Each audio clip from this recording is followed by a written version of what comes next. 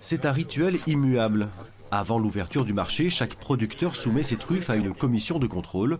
Seules les plus belles auront le droit d'être vendues, les autres sont consignées puis rendues à leurs propriétaires.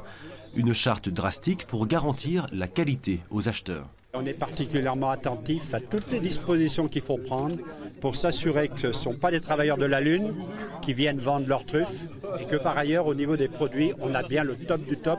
Un passage obligatoire pour les producteurs qui se plient volontiers à l'exercice et pour certains, un aspect rassurant pour évaluer sa production.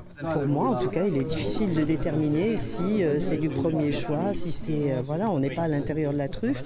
Donc le fait d'avoir une commission de contrôle, c'est vraiment un point positif.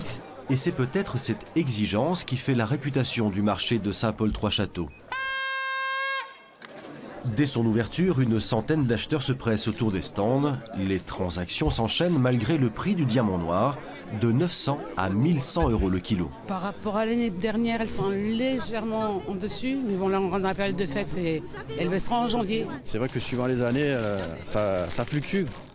Ça passe de 600 € à 1000 € le kilo. Cette année, elles sont particulièrement chères, mais bon, parce qu'elles sont rares, certainement. En effet, le début de la récolte 2016 montre des volumes de truffes exceptionnellement bas.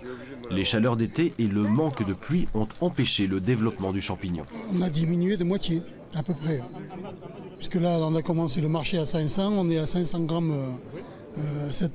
pour ce dimanche, donc ça fait très peu.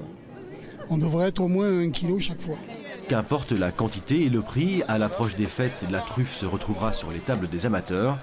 Juste râpée sur un lit de ravioles par exemple, les sensations sont garanties.